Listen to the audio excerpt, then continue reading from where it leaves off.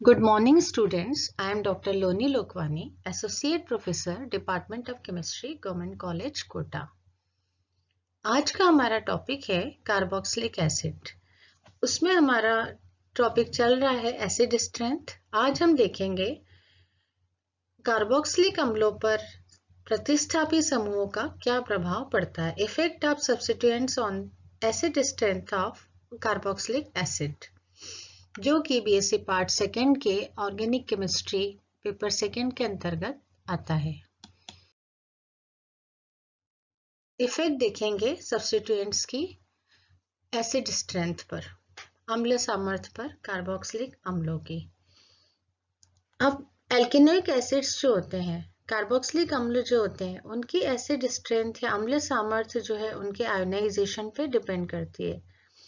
जैसे कि हम यहाँ देख रहे हैं, ये स्ट्रक्चर 10th है। RCOOH कार्बोक्सिलिक एसिड है। अब इससे जो है बनेगा carboxylate ion RCOO minus charge plus H plus ion. तो इस तरह से इनका आयोनाइजेशन होगा।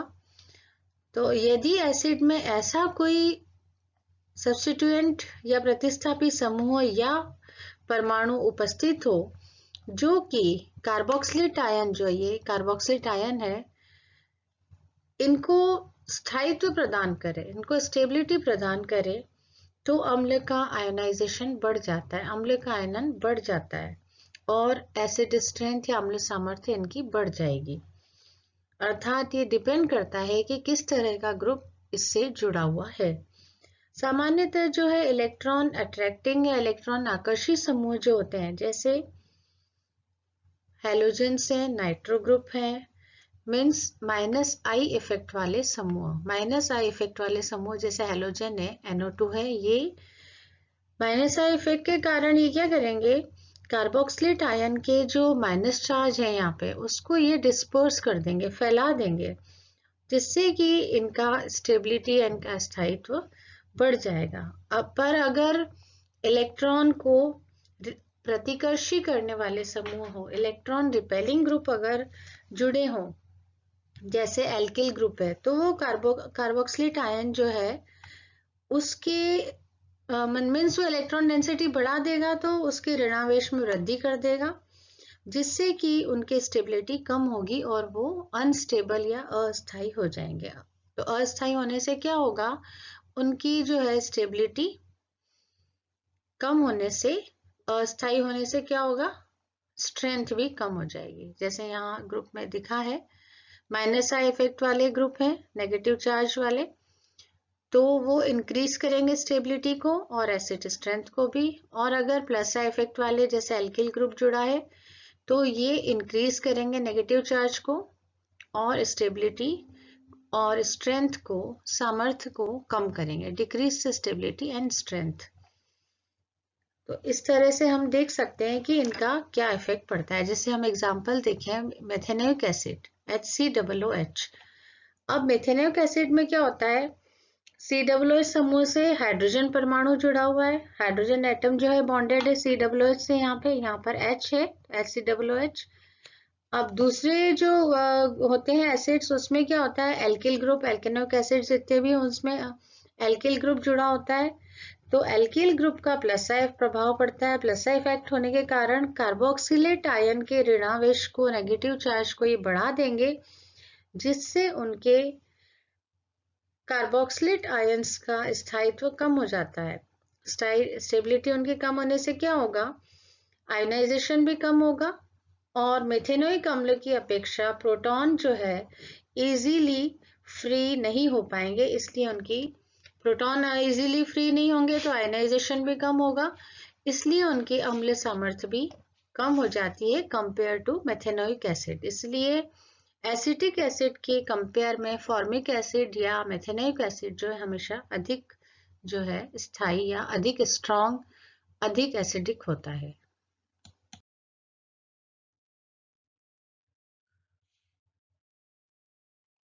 जैसा कि यहाँ ये दिख रहा है, ये more acidic, this one is more acidic HCOOH, यहाँ फिगर में दिख रहा है, and CH3COOH is less acidic due two plus side effect of alkyl group और मेथिल ग्रुप। तो इस तरह से हम देख सकते हैं कि सब्स्टिट्यूएंट का इस पे इफेक्ट पड़ता है स्टेबिलिटी पे और एसिड स्ट्रेंथ पे। ऐसे ही अगर अब हम कंपेयर करें acid strength of ethanoic acid and 2-क्लोरो एथेनोइक एसिड, अब यहाँ पर एक हाइड्रोजन रिप्लेस होके और क्लोरो ग्रुप आ गया Cl, तो क्लोरो ग्रुप जो है इसका क्या प्रभाव पड़ेगा? क्लोरीन का हमेशा माइनस आई इफेक्ट होता है। 2-क्लोरो एथेनिक एसिड में क्लोरीन होने से माइनस इफेक्ट या माइनस आई प्रभाव होने के कारण क्या होगा? कार्बोक्सिलेट आयन के ये नेगेटिव चार्ज को डिस्पर्स कर देंगे, फैला देंगे, जिससे कि उसका स्थायित्व बढ़ जाएगा। स्थायित्व बढ़ जाएगा तो आयोनाइजेशन भी ज्यादा होगा और एसिड स्ट्रेंथ भी इसकी बढ़ जाएगी। प्रोटॉन जो है इस इजीली यहाँ से रिलीज हो जाएगा कंपेयर टू एथेनोइक एसिड। इसलिए एथेनोइक एसिड जो है लेस एसिडिक है और क्लोरो एथेनोइक एसिड जो है ये मोर एसिडिक है कंपेयर टू दिस। तो ये है minus I effect of chloro group के कारण। तो इसलिए ये इस तरह से ग्रुप्स जो हैं ये इनकी अम्ल सामर्थ्य पे प्रभाव डालते हैं। अब कार्बोक्सिलिक अम्ल जैसे हैं ये जल में प्रोटॉन H+ देते हैं, परंतु H+ जो है वाटर में H3O+ हाइड्रोनियम आयन के रूप में प्रेजेंट होता है। इसलिए वे कंपाउंड जो कि वाटर में आयनित होकर अधिक मात्रा में H+ देते हैं, जो कि H3O+ के रूप में उपस्थित होता है, वो प्रबल अम्ल या स्ट्रॉन्ग एसिड्स कहलाते हैं।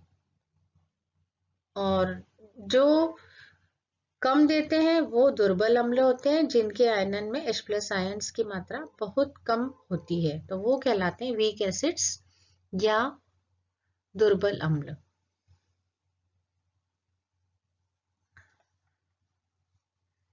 एसिड स्ट्रेंथ जो है स्ट्रॉन्ग और वीक एसिड्स की, इसको रिप्रेजेंट किया जाता है pK वैल्यू से, और K जो होता है ये डिसोसिएशन कांस्टेंट होता है। आयोनाइजेशन कांस्टेंट बोलते हैं इसको, डिसोसिएशन कांस्टेंट भी बोल सकते हैं। आयोनाइजेशन कांस्टेंट के जो अगर जिसका ज्यादा होता है then acid is strong acid, and if K is less then acid is weak acid. And generally the acid strength of strong and weak acids may be represented by pK values. Strong acid have great value of K and less value of pK. अम्ल सामर्थ्य की value उनकी कम होती है और आयनन स्थिरांक की जो वैल्यू उनकी ज्यादा होती है स्ट्रॉन्ग एसिड्स की। टेबल में हमने आगे कुछ वैल्यूज दिखाई हैं, उससे भी पता चलेगा कि कौन सा जो एसिड है वो स्ट्रॉन्ग है वो और कौन सा जो है वीक है। Then strength of aromatic acids. Aromatic अम्लों की अम्ल सामर्थ्य देखते हैं अगर हम, तो ये ज्यादा एसिडिक होते हैं। Aromatic acids are more acidic in compare to aliphatic acids. इसका रीजन क्या है? क्योंकि COOH ग्रुप जो है वो बेंजीन रिंग से जुड़ा हुआ है। यहाँ बेंजीन रिंग एरोमेटिक रिंग है, तो बेंजीन रिंग जो है इसमें कार्बन जो होता है वो sp2 हाइब्रिडाइज्ड स्टेट में होता है, जो कि sp3 कार्बन परमाणु की अपेक्षा अधिक जो है इलेक्ट्रोनेगेटिव होता है, अधिक विद्युत ऋणी होता है। इसलिए फेनिल या फिनाइल ग्रुप जो है इलेक्ट्रॉन्स को अपनी ओर अट्रैक्ट करने की क्षमता रखते हैं। तो इलेक्ट्रॉन अट्रैक्टिंग ग्रुप हो गया बेंजीन, तो क्या होगा? बेंजोइक एसिड जैसे C6H5COOH है, ये CH3COOH एसिटिक एसिड की कंपेयर में अधिक एसिडिक या अधिक अम्लीय हो जाता है। तो इसलिए जो है बेंजोइक एसिड्स या एरोमेटिक एसिड्स जो है ज्यादा स्ट्रॉन्ग होते हैं कंपेयर टू एलिफेटिक एसिड्स।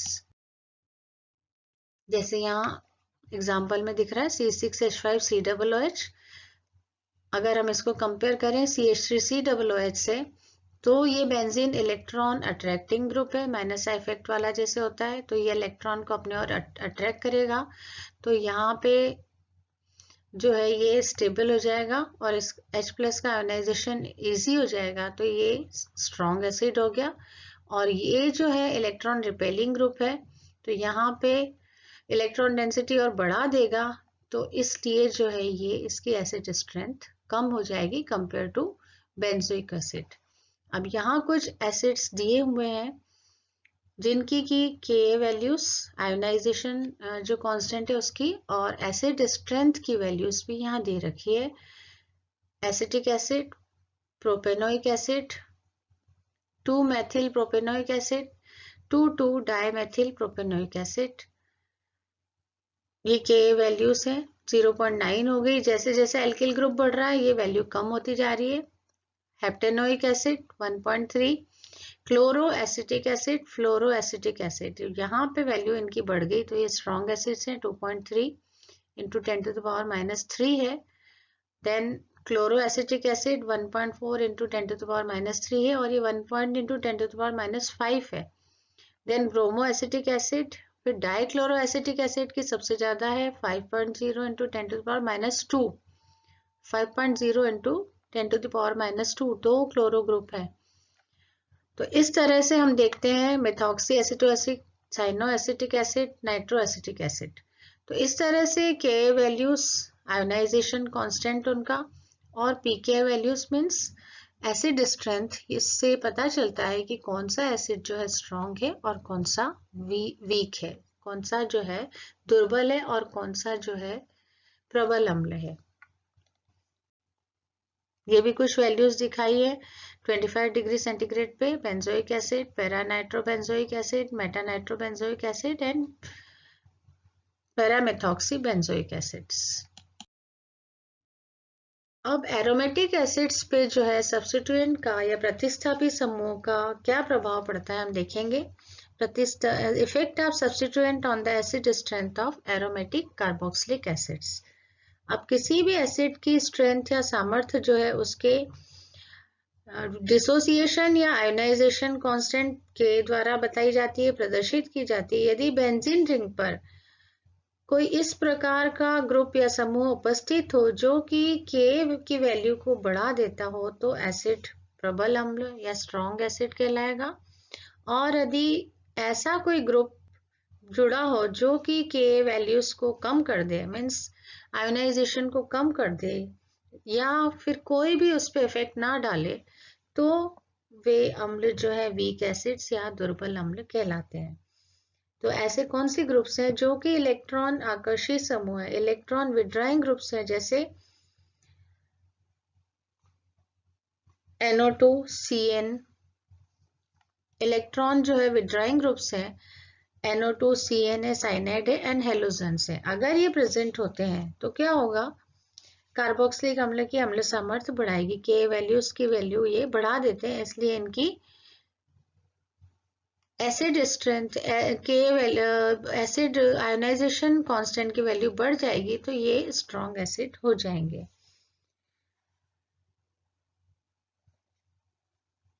इन समूहों की उपस्थिति से जो है कार्बोक्सिलेट आयन का स्थायित्व अनुनाद के कारण भी, अब यहाँ पे रेजोनेटिंग इफेक्ट भी पड़ता है, अनुनाद के कारण भी बढ़ जाता है। और यदि इलेक्ट्रॉन आकर्षी समूह जो है COOH समूह के ऑर्थो या पैरा पे उपस्थित हो तो मेटा की तुलना में ये ज्यादा जो है एसिडिक होते हैं। ऑर्थो मीन्स 1, 2, 3, 4, 5, 6, तो 2 और 6, 3 और 5 ये दोनों जो है ऑर्थो है। 1, 2 और 2 जो है ये ऑर्थो है, 3 मेटा है और ये पैरा है। तो इस तरह से ऑर्थो और पैरा डायरेक्टिंग है वो ग्रुप, ये वाला और ये वाला, तो ये ज्यादा एसिडिक होते हैं कंपेयर टू मेटा ग्रुप से। तो इस तरह से हम देख सकते हैं इनकी एसिड स्ट्रेंथ एरोमेटिक एसिड्स की। और यदि एल्किल ग्रुप प्रेजेंट है बेंजीन रिंग पे, जैसे CH3 या C2H5, तो एसिड स्ट्रेंथ पे जो है कोई भी इसका स्पेशल इफेक्ट या विशेष प्रभाव नहीं पड़ता। पर अगर OCH3, OH या NH2 ग्रुप जुड़ा हो, अब यहाँ OCH3, OH या NH2 में क्या है, हेट्रो एटम है, ऑक्सीजन एंड नाइट्रोजन, इन पे क्या होगा, लोन पेयर पाया जाता है, जैसे यहाँ दिख रहा है लोन पेयर, तो यहाँ भी डीलोकलाइजेशन होगा बेंजीन रिंग पे। यहाँ COOH ग्रुप है और पैरा पोजिशन पे NH2 है, और यहाँ COH ग्रुप है और पैरा पोजीशन पे OH है, तो OH के पास भी दो लोन, ऑक्सीजन के पास दो लोन पेयर है और नाइट्रोजन के पास भी एक लोन पेयर है। तो अब इनका जो प्रभाव होगा +M या +R इफेक्ट भी पड़ेगा। तो ये इसमें लोन पेयर के कारण है ये प्रभाव। इस कारण क्या होगा, बेंजीन रिंग पे इलेक्ट्रॉन डेंसिटी को ये बढ़ा देंगे, जिससे क्या होगा, स्टेबिलिटी कार्बोक्सिलिक आयन की कम हो जाएगी। जैसा कि फिगर में दिख रहा है, ये लोन पेयर है, लोन पेयर का डीलोकलाइजेशन होगा, यहाँ रेजोनेटिंग स्ट्रक्चर्स बनेंगे, ये पूरी रिंग पे डीलोकलाइजेशन हो रहा है, तो यहाँ इलेक्ट्रॉन डेंसिटी बढ़ जाएगी। इसलिए यहाँ जो COH जो ग्रुप है, इसकी स्टेबिलिटी को ये कम कर देंगे, तो आयोनाइजेशन कम होने से ये इनकी एसिडिक कैरेक्टर को भी डिक्रीज कर देंगे, मतलब अम्ल जो है वो थोड़ा सा वीक हो जाएगा, प्रबल नहीं होगा। ऐसा ही OH में भी है, यहाँ पे भी इलेक्ट्रॉन जो है ये इलेक्ट्रॉन्स का डीलोकलाइजेशन होगा और कार्बोक्सिलेट आयन जो है उसकी स्टेबिलिटी ये कम कर देंगे। इसलिए जो है इनका इफेक्ट इस तरह से पड़ता है +M और +R प्रभाव के कारण। तो ये सारे जो है टेबल में दिख रहा है, NO2 ऑर्थो पोजीशन पे होगा, तो उनकी वैल्यूज पीके वैल्यूज दिखा रखी है मेटा और पैरा पे। तो मेटा पोजीशन पे सबसे ज्यादा वैल्यू है, तो ये ऑर्थो और पैरा जो है ज्यादा एसिडिक होंगे compare to Meta. OCH3 4.09, 4.09 and 4.47। ऐसे ही OH ग्रुप का प्रभाव है, पीके वैल्यू से मीन्स एसिड स्ट्रेंथ जो है, अम्ल सामर्थ्य यहाँ पे दिखाई गई है, साइनाइड का है और एल्किल ग्रुप का भी ऑर्थो मेटा पैरा पोजीशन पे यहाँ पे शो कर रहा है, जिससे कि हम पता कर सकते हैं कि दिया गया जो एसिड है वो वीक है या स्ट्रॉन्ग है। तो ये सारा जो है कंप्लीट हो गया, effect of substituents on acid strength of carboxylic acids. Thank you.